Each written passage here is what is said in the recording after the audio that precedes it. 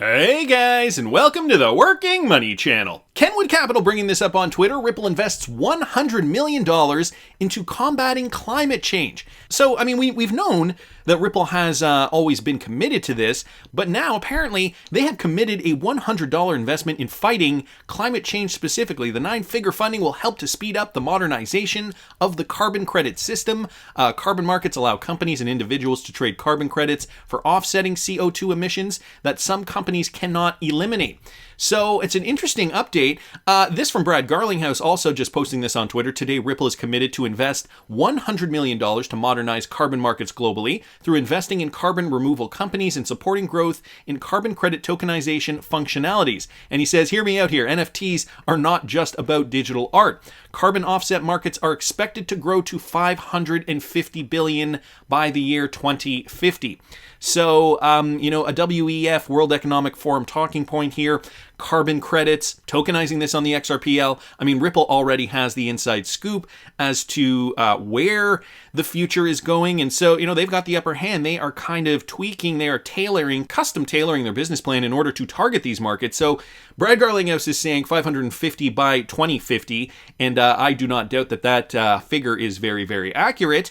And we've also seen firsthand how crypto and blockchain can solve issues with fraud and inefficiencies and bring transparency and scalability to carbon credits, just the same as other real-world use cases like payments. So brand new press release here, guys, just released yesterday. Ripple, the leader in enterprise blockchain and crypto solutions, today announced its commitment. So just gives us some information on the company, Ripple, of course, and creating these carbon credits as a core non-fungible token or an NFT on the XRP ledger. This commitment will help progress towards globally agreed climate goals to limit global temperature rise to 1.5 degrees Celsius. Carbon markets are struggling to keep up with exploding demand, inhibited by supply bottleneck and slow time to market, and the dearth of high-quality, verifiable products. To meet climate goals on a global scale, carbon markets need enhanced mechanisms for project verification and certification, greater transparency in pricing and market data, and improved infrastructure for both buyers and suppliers. Blockchain and crypto with innate qualities of transparency, verification, and scalability can help address many of the market's biggest obstacles to growth and efficiency. And so, guys, here's a quote. Our $100 million commitment is a direct response to the global call to action for companies to help address climate change by deploying resources, including innovative technology, strategic capital, and talent. This coming from Brad Garlinghouse. While reducing emissions and transitioning to low carbon futures are paramount, carbon markets are also an important tool for meeting climate goals. Blockchain and crypto can play a catalytic role in allowing carbon markets to reach their full potential, bringing more liquidity and traceability to a fragmented, complex market. And $100 million is not chump change. So, the fact that Ripple has so much confidence, and so, if this were any other company that, in my opinion, didn't have ties to world elites, would you just be throwing $100 million into something that is, a percentage of what you do as a company? $100 million is a lot of money. And I know, there are estimates that Ripple is worth upwards of $15 billion. So maybe $100 million is, just a small percentage. And if they are investing, if they're reinvesting in the company with regards to, developer salaries or what have you, maybe it actually isn't that much. Put your opinion down in the comments section if you have one. But tokenization, carbon credits, looking for a 2050 outlook. This is another thing that I want you guys to be paying attention to. The fact that this goal is 30 years out. So Ripple planning on being around for a very long time. The XRP ledger, the XRP cryptocurrency, planning on being around and being utilized for real-world utility for decades to come. And this is why never sell all your XRP, guys. Specifically, I say never sell all your cryptocurrency because if you are invested in coins that solve problems, the market is only going to get bigger. It's not going to get smaller. So those coins, more value will be driven to those particular coins. Therefore, those coins will be more valuable. So yes, in a spec market, take some profits. But in my opinion, this is just what I'm doing. I'm not selling all of my cryptocurrency. I'm holding some of it for the long term. And, this is a great example of why. 2030 outlook in the medium term, and the 2050 outlook, saying the market's going to be $550 billion by the year 2050 just for carbon credits. So that's huge. Wanted to thank Brad Garlinghouse, obviously, and Kenwood Capital for pointing that out. Also, this guy's from the Wrath of Kahneman. This journal article from member of Nature-Based Climate Solutions, National University of Singapore, is correct. Ripple has pledged to carbon neutrality by 2030, so again, on the carbon neutral theme, but incorrect about XRPL as privately held. So they just published a document here. There has recently been significant interest in powering cryptocurrencies through renewable energy. For example, blockchain-based platforms like Ripple have recently announced the decision to go carbon neutral, as we've mentioned. However, this is easier to do for privately held networks like Ripple's XRP cryptocurrency compared to completely public ledgers like Bitcoin that make the tracing of mining activity and consequently of energy consumption very challenging. So they are stating here, they are asserting that the Ripple blockchain is privately held, which we all know is not the case. So, I mean, it could have just been an honest mistake. I don't know, because when I see Bitcoin in the same breath there, it usually makes me think that somebody has an alternative agenda. Anyway, that was just posted here, and the link is in the description. Wanted to thank the Wrath of Kahneman for posting that. Want to keep moving, guys. T-Hole Benedict XRP bringing this to our attention. The cross-border payment digital solution is developed in collaboration with a Ripple partner. This has to do with Hong Leong Finance. They are to launch their all-in-one payment app, HLF FastPay. And so they're going to launch that, guys, on May the 20th, which is today, Friday, May 20th. Apart from being a multi-currency e-wallet, HLF FastPay also comes with a virtual Visa prepaid card. It also incorporates remittance services locally and internationally, currency exchange, as well as Visa card payment. Currencies that can be stored in the e-wallet include euros, US dollars, and Japanese yen. The cross-border digital payment solution developed in collaboration with Neum, Ripple partner Neum, and allows small and medium-sized enterprises, corporates, and customers to manage and transfer funds in multiple currencies safely, quickly, and cost-efficiently. To use the e-wallet, customers will only have to top up via direct fund transfer from an HLF account or any other bank. The card can be added to Google Pay as well. The case is for suspicious transactions. Locking the card and blocking it from further use can be done directly via the mobile app. So an interesting connection there. This smaller company using another Ripple-enabled company to help develop and I suppose collaborate with so that they can get their app off the ground. Another great example of how the flywheel effect is in motion. Wanted to thank T-Hole Benedict XRP for posting that. And Yugabyte, guys, is partnering with Ripple-enabled Temenos to bring cloud-native scale database performance and resilience to the next generation of banking solutions. So just down here, Yugabyte, the leader in open-source distributed SQL databases, has announced a technology partnership with global banking software market leader Temenos. Temenos serves 1.2 billion people, 1/3 of the world's banked population, and they've chosen Yugabyte DB as a strategic database to power the core banking capabilities of Temenos Open Platform for composable banking.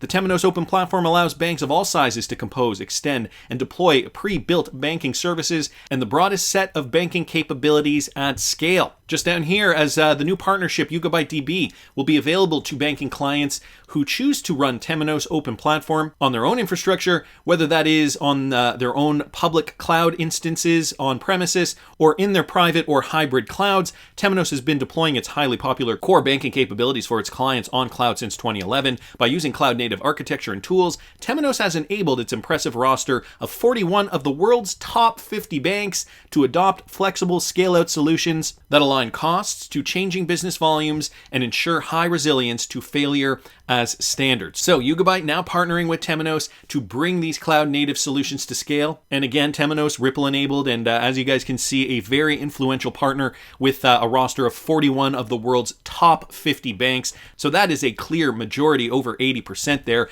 Interesting news there. Cryptocurrency and DLT technology obviously is changing the way we are seeing cross-border payments and interacting with cross-border transactions. Swift is the old guard, obviously, and has now realized, through their API solution, just as an example, that they have had to modernize. Well, I saw this, guys, from BondCrypt XRP. Swift is conducting CBDC-related tests for cross-border payments involving crypto. There has been a recent uptick in curiosity over CBDCs, with 9 out of 10 of the world's central banks now investing in CBDCs. So they're stating in their own report, 90% of these banks are looking into central bank digital currencies. These CBDCs encompass economies that are responsible for more than 90% of the GDP worldwide. So that's an even more staggering statistic, according to a report published by Swift on May 19th regarding its experiments with the Bank for International Settlements. A rising number of these central banks are in the the advanced stages of their investigation of CBDCs, with 9 nations already operating with their own digital currencies, the most notable being Nigeria and the Bahamas. CBDCs, or digital equivalents of actual central bank money, are receiving a lot of attention right now, and a lot of that is focused on how they may assist accomplish domestic policy objectives. However, there is one possible blind spot: their usage across international borders. Well, Swift, had you just adopted RippleNet from day one, maybe this would not have been a problem for you. I remember doing videos back in 2018 where, Ripple was at the conference, the equivalent of what Swell is, but that Swift puts on every year. And I think after that year, they stopped getting invited. But, basically at that time, Swift, being so arrogant and sitting on their laurels, said, we don't have to do what these guys are doing. We are the biggest player in the space.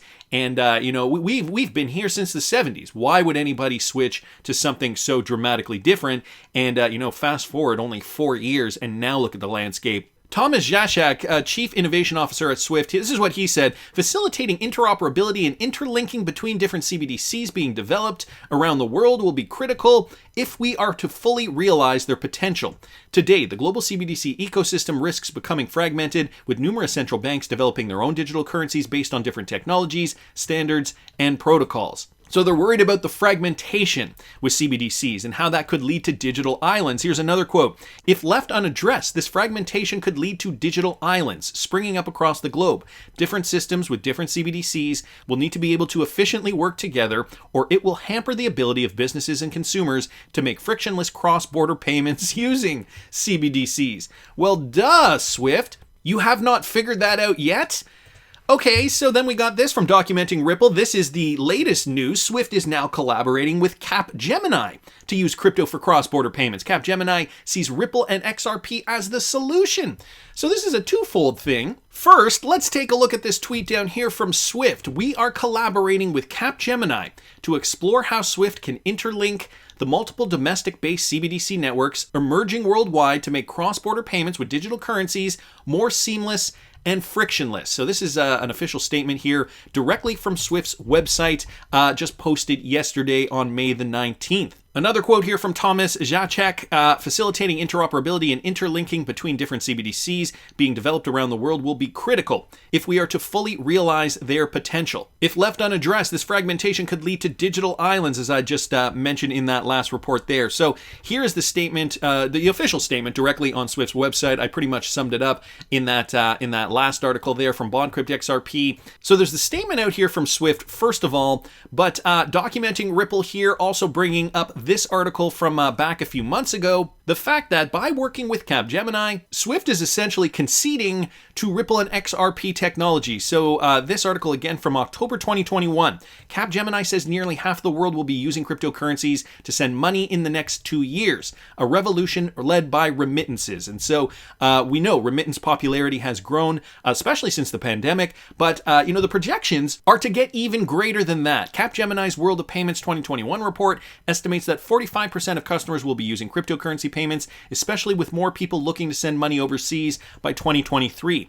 Companies like Ripple and its XRP protocol are already being touted as the next phase of transformation in the global remittance service market. Here's a quote: platforms like Ripple have the potential to reduce settlement times from days to seconds and provide savings, noted global finances service behemoth Credit Suisse. Evidence of this is already seen during the pandemic. According to Asian Development Bank, the use of services like Ripple Mobile Money and Bcash, which is Ripple enabled, help deliver faster settlement, greater operational efficiencies, and more competitive foreign exchange rates during the beer flu pandemic. So Capgemini here even going on the record and saying, XRP, Ripple's XRP protocol is the solution. Now, to give you guys a sense of who this company is, Capgemini SE is a French multinational information technology services company and consulting company, and it is headquartered in Paris, France. And just to give you guys a sense of their revenue, 18.16 billion euros in the year 2021.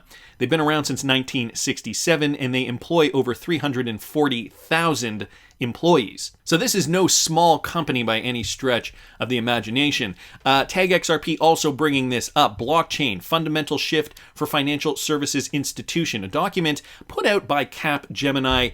I don't know how recent it was, but it was put out by Capgemini, mentioning here, Ripple created and maintained by Ripple Labs. Ripple is an open source payment protocol for free and instant exchange of any form of money and value.